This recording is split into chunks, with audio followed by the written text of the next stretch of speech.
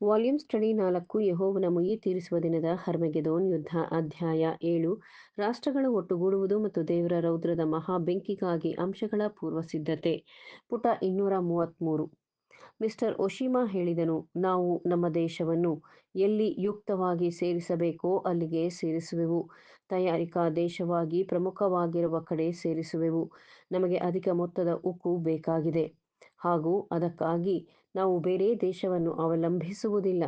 India ದೇಶವು ತನ್ನ 250 million ಜನಸಂಖ್ಯೆಯೊಡನೆ ಮತ್ತು ಅದರ ತೀವ್ರವಾಗಿ ಬೆಳೆಯುತ್ತಿರುವ ಕೈಗಾರಿಕಾ ಉದ್ಯಮಗಳೊಡನೆ ಜಪಾನನ್ನು ನಿಕಟವಾಗಿ ಅನುಸರಿಸುತ್ತದೆ. ಅದಕ್ಕಿಂತ ಮುಂದಕ್ಕೆ ಹೊಸ ಚೀನಾ ಗಣರಾಜ್ಯ ತನ್ನ 400 ಮಿಲಿಯನ್ ಜನಸಂಖ್ಯೆಯೊಡನೆ ಪಾಶ್ಚಾತ್ಯ ನಾಗರಿಕತೆಯನ್ನು ಗುರುತಿಸುವ ಇತ್ತೀಚೆಗಿನ ದಂಗೆಯೊಡನೆ ಎಚ್ಚೆತ್ತವರಾಗಿ ಇದು ಜಪಾನ್ ತನ್ನ 40 ಮಿಲಿಯನ್ ಜನಸಂಖ್ಯೆಯೊಡನೆ ವಶಪಡಿಸಿಕೊಳ್ಳಲು ಸಾಧ್ಯವಾಯಿತು. ದಿವಂಗತ ಪ್ರಧಾನಮಂತ್ರಿ ಚೀನಾದ ಲಿಂಗ್ ಹುಂಗ್ ಚಾಂಗ್ ಕೆಲವು ವರ್ಷಗಳ ಹಿಂದೆ ಪ್ರಪಂಚ ಪರ್ಯಟನೆ ಮಾಡಿದನು ಮತ್ತು ತನ್ನ ಜನರಿಗೆ ಶಿಕ್ಷಕರನ್ನು ಒದಗಿಸಲು ಯುರೋಪಿನ ಮತ್ತು ಅಮೆರಿಕಾದವರೊಡನೆ ಸಮಾಲೋಚನೆ ನಡೆಸಿದನು ಹಾಗೂ ಪ್ರತಿ ವಿಭಾಗದಲ್ಲಿ ಸುಧಾರಣೆಯನ್ನು ತರಲು ಮುಕ್ತವಾಗಿ ತನ್ನ ಉದ್ದೇಶವನ್ನು ವ್ಯಕ್ತಪಡಿಸಿದನು. ತನ್ನ ಪ್ರಪಂಚ ಪರ್ಯಟನೆಯಲ್ಲಿ ಈ ಮನುಷ್ಯನೇ ಸೇನಾಧಿಪತಿ. ಯುಎಸ್ ಗ್ರಾಂಟ್ನಿಂದ ಪ್ರಭಾವ ಬೀರಿದವನು ಮತ್ತು ಸೇನಾಧಿಪತಿಯು ತನ್ನ ತೀರ್ಪಿನಲ್ಲಿ ಲೋಕದಲ್ಲಿಯೇ ಈತನನ್ನು ಒಬ್ಬ ಸಮರ್ಥ ರಾಜನೀತಿ ತಜ್ಞನೆಂದು ಪ್ರಕಟಿಸಿದರು. ಲೋಕದ ಮೂಲೆಗಳಿಂದ ಬ್ರಿಟಿಷ್, ಅಮೆರಿಕ, ಜರ್ಮನಿ, ಫ್ರಾನ್ಸ್ ತಯಾರಕರನ್ನು ಸ್ಪರ್ಧಿಗಳೆಂದು ಒಟ್ಟಿಗೆ ತರುವುದರ ಮಹತ್ವವೇನೆಂದರೆ, ಇದುವರೆವಿಗೂ ಉತ್ತಮ ಗ್ರಾಹಕರಾಗಿದ್ದವರು ಶೀಘ್ರದಲ್ಲಿಯೇ ಸ್ಪರ್ಧಿಸುವ ಜನಗಳಾಗುವರು. ಅವರು ಎಂತಹ ಸ್ಪರ್ಧಿಗಳೆಂದರೆ, ಅತ್ಯುತ್ತಮ ಸೌಕರ್ಯಗಳು ಅವರನ್ನು ವಿದೇಶಿ ಮಾರುಕಟ್ಟೆಯಿಂದ ಹೊರದೂಡುವುದಲ್ಲದೆ ಅವರ ಸ್ವಂತ ಮಾರುಕಟ್ಟೆಯನ್ನು ಆಕ್ರಮಣ ಮಾಡುವುದಾಗಿದೆ. ಸ್ಪರ್ಧಿಗಳು ಅವರ ಕೆಲಸಗಾರರಿಂದ ದುಡಿಮೆಯನ್ನು ಕಿತ್ತುಕೊಂಡು ಅವರ ಸುಖಭೋಗಗಳನ್ನು ವಂಚಿಸಿ ವೇತನದ ಸ್ಪರ್ಧೆಯ ನೆಪದಲ್ಲಿ ಅವರ ಬಾಯಿಂದ ಆಹಾರವನ್ನು ಕಿತ್ತುಕೊಳ್ಳುತ್ತಾರೆ.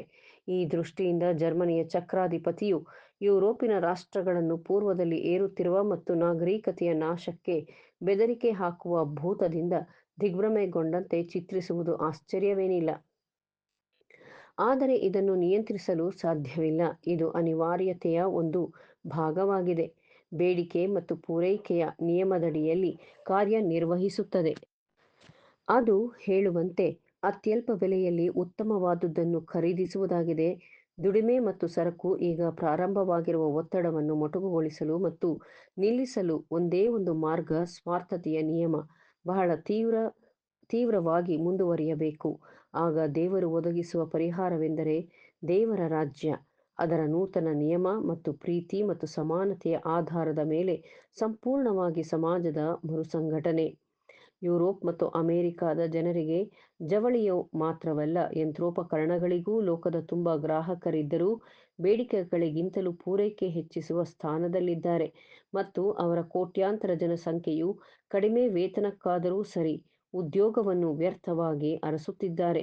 ಸ್ಪರ್ಧಿಗಳ ಸಂಖ್ಯೆ ಪ್ರಸ್ತುತದಲ್ಲಿರುವುದಕ್ಕಿಂತಲೂ 2ರಷ್ಟಾಗಿದ್ದಾಗ ಅವರ ಭವಿಷ್ಯದ ನಿರೀಕ್ಷೆ ಏನು?